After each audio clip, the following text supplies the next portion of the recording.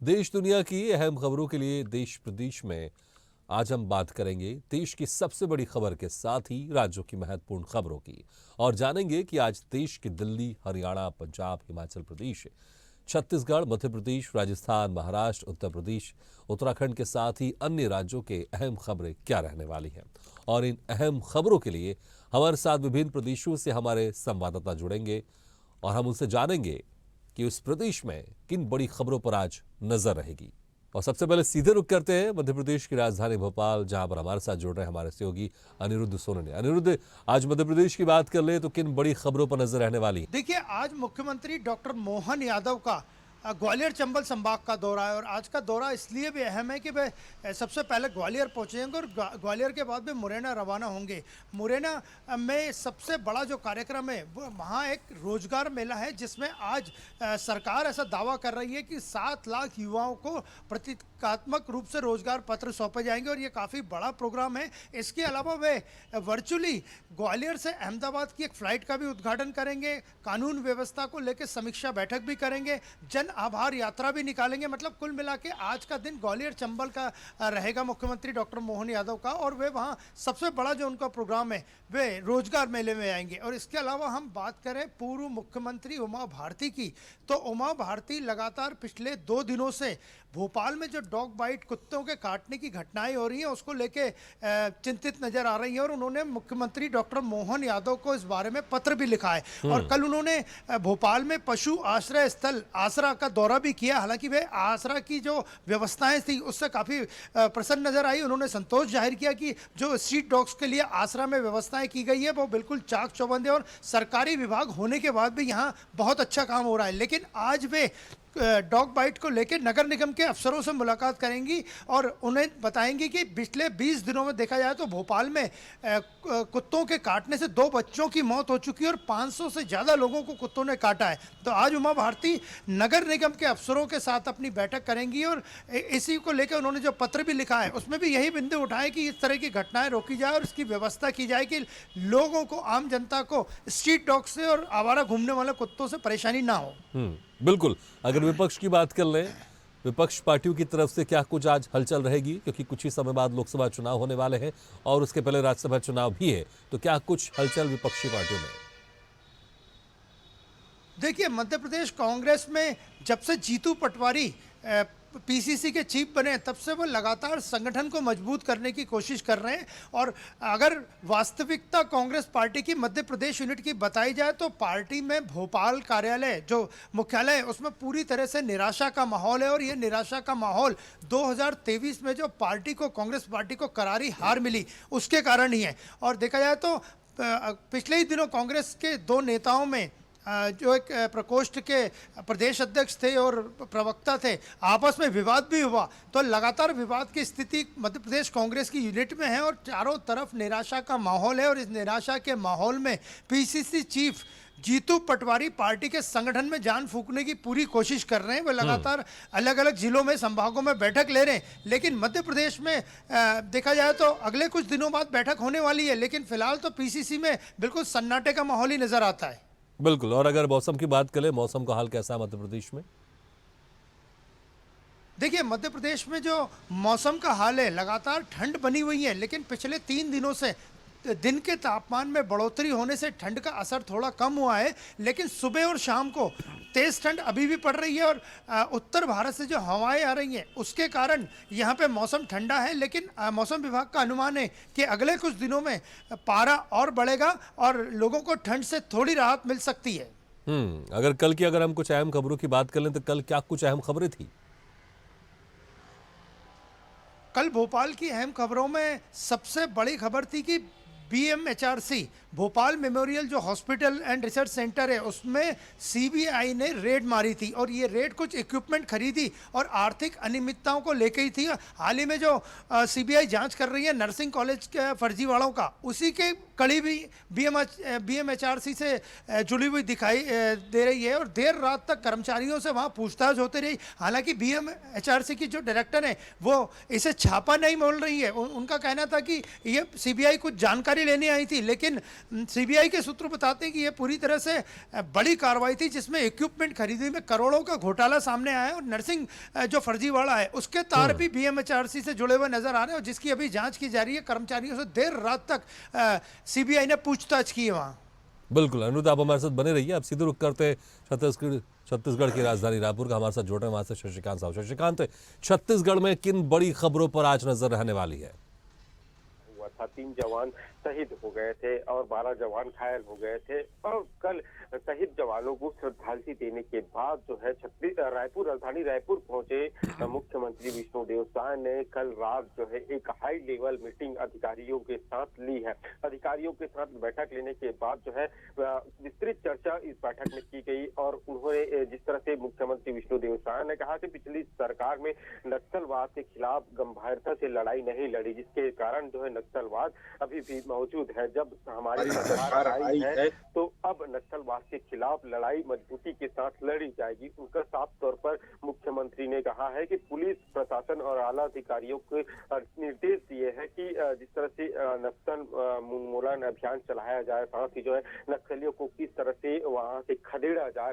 क्योंकि अब बात की जाए तो जहां दूर दूर तक जंगली क्षेत्र में जहां लोग नहीं पहुंच पाते थे वहां नहीं कहीं न कहीं अब जो है जो कैंप है वो पहुंचे हैं लोग। अब वहां से विकास भी पहुंच रहा है, तो निश्चित तौर से नक्सली भी बौखलाए हुए हैं। तो इसको लेकर अब जिस तरह से नक्सली घटनाएं बीजेपी शासन का आने के बाद बढ़ी है, तो उसको लेकर एक हाई लेवल मीटिंग उन्होंने ली है और सख्त निर्देश जो है अधिकारियों को दिए हैं। वहीं कल देर शाम जो है कैबिनेट की बैठक भी हुई। कैबिनेट की बैठक में बड़े फैसले लिए गए हैं। जिस तरह से मोदी की गारंटी घोषणा पत्र में वादा किया था, तो 1 और 2 और घोषणा पत्र जो घोषणा था उन्हें पूरा किया गया है। सबसे पहले बात की जाए तो महतारी वंदन योजना, जिसका इंतजार लोगों को बेसब्री से था, में जो महिलाएं हैं उनको इंतजार था, उनको जो है अब पूरा कर दिया गया है। महतारी वंदन योजना के तहत 12,000 सालाना महिलाओं को दी जाएगी। प्रत्येक जो 21 वर्ष से ऊपर महिलाएं हैं और जो शादीशुदा है सभी जो महिलाएं हैं उनको जो है 12,000 सालाना रुपये दिए जाएंगे, सीधे डीबीटी उनके खातों में कर दी जाएगी। इसके अलावा बात की जाए तो 4,000 से 5,500 रुपये जो है तेंदु पत्ता माना घोड़ा दिया जाएगा। तो इस तरह से फैसला जो है कल कैबिनेट की बैठक में ली गई है। तो बड़ी जो है जिस तरह से घोषणा पत्र में वादा किए थे, तो एक के बाद एक जो है घोषणाओं को पूरा करते हुए नजर आ रहे हैं। इसके अलावा बात की जाए तो जिस तरह से आज जो है जिस तरह से जो केंद्रीय बजट पेश होने वाला है, केंद्रीय बजट को लेकर भी काफी उम्मीद लोगों ने की है। चूंकि जो है इसके बाद जो है जो केंद्र सरकार है वो चुनाव में चले जाएंगे, तो ऐसे में बजट से काफी उम्मीद है, युवाओं को काफी उम्मीद है। किसानों को भी कहा जा रहा है कि जो किसानों की जो राशि है उन्हें भी बढ़ा दी जाएगी। तो अब देखना होगा केंद्रीय बजट जो पेश होगा वो लोगों की उम्मीदों में खरा उतरता है कि नहीं। वही आज मुख्यमंत्री विष्णुदेव साय जो है कोरिया के दौरे पर रहेंगे। मुख्यमंत्री बनने के बाद जो है वो पहली बार कोरिया जिले के दौरे पर रहेंगे। वहाँ जो है झुमका जल महोत्सव कार्यक्रम में शामिल होंगे। उसके बाद वे रायपुर देर शाम लौट जाएंगे और देर शाम रायपुर के भी अलग अलग कार्यक्रमों में शामिल होंगे। तो एक जिस तरह से बात की जाए लोकसभा चुनाव को, तो लोकसभा चुनाव की तैयारी में भी दोनों जो राजनीतिक दल है वो पूरी तरह से जुट गई है। राहुल गांधी की यात्रा छत्तीसगढ़ से होकर गुजरने वाली है। उनकी न्याय यात्रा को लेकर अलग अलग समिति भी जो है कांग्रेस ने बना कर रखी है, चाहे वो मीडिया से संबंधित हो या बात की जाए जो अलग अलग और समिति है जो मंच की समिति हो या अन्य समिति, तमाम समिति तो बनाकर रखे हैं। सभी को अलग अलग दिशा निर्देश दिए हैं। वही आईटी की रेड भी लगातार छत्तीसगढ़ में देखने को मिली। कल जो है पूर्व मंत्री समेत जो है जो बिल्डर है उनके यहाँ आईटी की छापा पड़ी है और जो है जो आईटी के अधिकारी है उन्होंने पूछताछ लगातार उनसे जारी है। वही बीजेपी जो है एक अभियान शुरू करने वाले हैं जिसमें जो है तमाम जो मंत्री विधायक मुख्यमंत्री सभी एक दिन गांव में जाएंगे, गांव में 24 घंटा व्यतीत करेंगे। यहाँ जो 4 फरवरी से शुरू होने वाला है और लगभग 11 से 12 फरवरी तक यह अभियान चलेगा, जिसमें जो है तमाम जो मंत्री विधायक पदाधिकारी एक गांव में जाएंगे और वहां से लोगों से चर्चा करेंगे, वहां रात गुजारेंगे।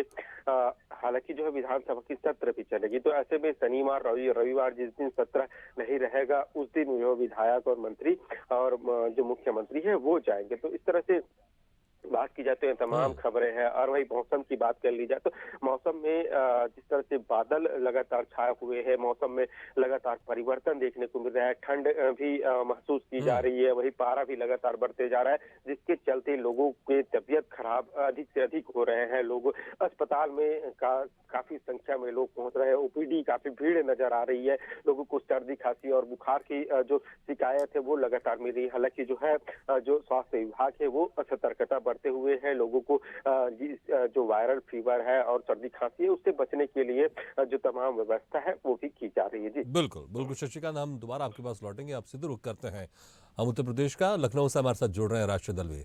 राशिद, उत्तर प्रदेश में किन बड़ी खबरों पर आज नजर रहने वाली है? जी, देखिए मैं बता दूं कि आज उत्तर प्रदेश में सर्वदलीय की बैठक बुलाई गई है, जो कि 11:30 बजे बैठक होगी और सारे दल के नेता मौजूद रहेंगे और अहम चर्चा होगी वहाँ पे, क्योंकि विधानसभा सत्र 2 तारीख से शुरू हो जा रहा है, जिसमें कि विधानसभा अध्यक्ष की मौजूदगी में बैठक होगी, जिसमें कि मुख्यमंत्री योगी आदित्यनाथ भी मौजूद रहेंगे और सर्वदलीय नेता जो भी है वो सारे सर्वदलीय नेता भी मौजूद रहेंगे और बैठक में सारे लोग मौजूद रहेंगे। और मौसम की बात करें तो मौसम इस समय उत्तर प्रदेश का थोड़ा सा सही हो गया है, क्योंकि सुबह और शाम में ही थोड़ा ठंड पड़ रही है और अन्यथा जो दोपहर हो रहा है 10:30 बज रहा है, 10-11 बजे करीब में धूप आ जा रही है। जी बिल्कुल राशिद, अगर हम ज्ञानवापी केस की बात करें, कल वाराणसी जिला कोर्ट ने एक अहम फैसला दिया था। जो व्यास तहखाना, वहां पर व्यास परिवार को पूजा करने की इजाजत दे दी थी। इसको लेकर आज क्या कुछ खास होगा? जी बिल्कुल, जिस तरह से ज्ञानवापी को दे दिया गया था पूजा करने के लिए, उसको देखते हुए उत्तर प्रदेश में जिस तरह से हलचलें हुई थी वो धीमी देखने को मिल रही है, क्योंकि ज्ञानवापी बहुत दिनों से चला आ रहा है मामला। इसको देखते हुए जिस तरह से पूजा करने का कोर्ट ने आदेश दिया है वो उनके निर्णय इनके अधीन है। बिल्कुल, अगर हम विपक्ष की बात करें, क्योंकि जिस तरह से हमने देखा बिहार में पूरा उठापटक हुआ है, वहां की सरकार ही बदल गई है, इसका असर क्या कुछ रणनीति पर देखने को मिल रहा है? क्योंकि अगर हम बात करें बिहार में एक तरफ ईडी की छापेमारी लगातार, वहां पर पूछताछ भी हो रही है लालू यादव से। अगर हम उत्तर प्रदेश के हम राजनीति की बात कर लें, विपक्ष की राजनीति की बात कर लें, तो आज विपक्ष की तरफ से क्या कुछ रणनीति, क्या कुछ राजनीति देखने को मिलेगी? राजनीति गलियारों में क्या कुछ हलचल रहेगा?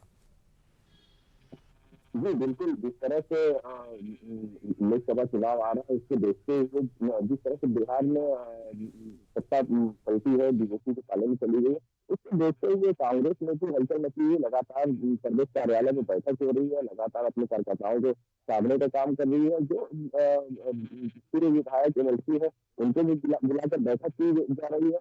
और दूसरी बात अगर हम बात करें तो समाजवादी पार्टी के जो राष्ट्रीय अध्यक्ष अखिलेश यादव है, वो भी अपने कार्यकर्ताओं के साथ विधायक और एमएलसीओ को बुलाकर लगातार बैठक कर रहे हैं, लगातार अपने विधायकों को और अपने कैंडिडेटों को साधने का काम कर रहे हैं। राम मंदिर की बात कर लें, लगातार वहां पर जब से 22 जनवरी को वहां पर भगवान श्री रामलला की प्राण प्रतिष्ठा हुई है, उसके बाद से श्रद्धालुओं का लगातार तांता बना हुआ है। तो आज किस तरह से, क्योंकि लगातार हर दिन कुछ न कुछ नया वहां पर देखने को मिलता है, अभी वहां पर व्यवस्था कैसी है, वहां पर किस तरह से श्रद्धालुओं का तांता लगा रहता है? जी बिल्कुल, जिस तरह से अयोध्या में 22 जनवरी को प्राण प्रतिष्ठा हुआ था, उसके बाद से ही श्रद्धालु लगातार अयोध्या में पहुंच रहे हैं और दर्शन पूजन कर रहे हैं। लगातार उनके लिए व्यवस्थाएं की गई है, जैसे कि मैंने पहले भी बता दिया था कि उनके लिए स्पेशल टॉयलेट की भी व्यवस्था की गई है, उनके रहने की भी व्यवस्था की गई है और दर्शन पूजन करने के लिए जिस तरह से पास बनाए जाते हैं वो भी किया जा रहा है। और जो उत्तर प्रदेश के मुख्यमंत्री वो लगातार निरीक्षण कर रहे हैं, लगातार देखभाल कर रहे हैं कि और लगातार दर्शन करने भी जा रहे हैं। मुख्यमंत्री योगी आदित्यनाथ आज जो है कि 8 हेलीकॉप्टर चलाएंगे आज अयोध्या के लिए। लगातार जो श्रद्धालु हैं, जो बाहरी आने वाले श्रद्धालु हैं, उनके लिए ये व्यवस्था की जा रही है। बिल्कुल राशिद, बहुत बहुत शुक्रिया हमारे साथ जुड़ने के लिए, तमाम जानकारी के लिए। फिर से सीधे रुख करते हैं मध्य प्रदेश की राजधानी भोपाल का। लगातार हमारे साथ बने हुए हमारे सहयोगी अनिरुद्ध सुन रहे हैं। अनिरुद्ध, जिस तरह से कल एक बड़ा फैसला वाराणसी की जिला कोर्ट ने सुनाया है कि जो ज्ञानवापी केस में व्यास तहखाना है वहां पर व्यास परिवार को पूजा करने की इजाजत दे दी गई है। इसका असर आज मध्य प्रदेश की राजनीति में किस तरह से देखने को मिलेगा? देखिए, जहाँ तक ज्ञानवापी मामले में कल फैसला आया था, उसके बाद से ही भोपाल सहित पूरे मध्य प्रदेश में खासकर मालवा लिमाड़ बेल्ट में बड़ा खुशी का माहौल है। और आपको बता दें कि ज्ञानवापी में देर रात से ही पूजा पाठ का सिलसिला शुरू हो गया है और इसको लेकर खासकर उज्जैन के महाकाल मंदिर परिसर में विशेष रूप से सुबह ही प्रसाद बांटा गया कि ज्ञानवापी का जो फैसला आया है वो ऐतिहासिक फैसला है कोर्ट का और देर रात से वहाँ पूजा हो गई है, व्यास परिवार को पूजा करने की अनुमति मिल गई है। तो कुल मिला के देखा जाए तो खासकर उज्जैन में और इंदौर और मालवा निमाड़ जो बेल्ट है वहाँ पे सुबह से ही कई जगह मिठाई का वितरण किया गया, प्रसाद का वितरण किया गया, मंदिरों में विशेष पूजा की गई कि ज्ञानवापी में जो फैसला कोर्ट का आया है उसको लेके बड़ा खासकर हिंदू धर्म के लोग हैं उनमें काफ़ी हर्ष है। और जहाँ तक हम एक और खबर आपको बताना चाहते हैं कि बांधवगढ़ टाइगर रिजर्व में पिछले एक हफ्ते में 2 टाइगर्स की मौत हुई है। पिछले बार जो टाइगर की मौत हुई थी वो 25 जनवरी को हुई थी। हालांकि उस वक्त रिजर्व के जो अधिकारी हैं फॉरेस्ट विभाग के, उनका कहना था कि ये बाघों के आपसी संघर्ष में मौत हुई है। लेकिन 2 दिन पहले ही एक मेल टाइगर जो काफ़ी यंग था उसकी मौत ने फिर वहाँ के पूरे व्यवस्था पे सवाल खड़े कर दिए। और एक हफ्ते में ये 2 मौतें जो हुई हैं टाइगर्स की बांधवगढ़ टाइगर रिजर्व में, इसका वन मंत्री ने भी संज्ञान लिया है और अधिकारियों को निर्देश दिए हैं कि वो पूरी रिपोर्ट कि एक हफ्ते में 2 टाइगर की डेथ कैसे हुई ये उनके पास भोपाल भेजे। बिल्कुल अनिरुद्ध, बहुत बहुत शुक्रिया इस तमाम जानकारी के लिए। ऐसे ही वीडियो के लिए लाइक करें, शेयर करें, फॉलो करें और YouTube पर जाकर सब्सक्राइब करें और बेल आइकन को दबाना ना भूलें। और ताजा तरीन अपडेट के लिए swedeshlive.com पर जरूर जाएं।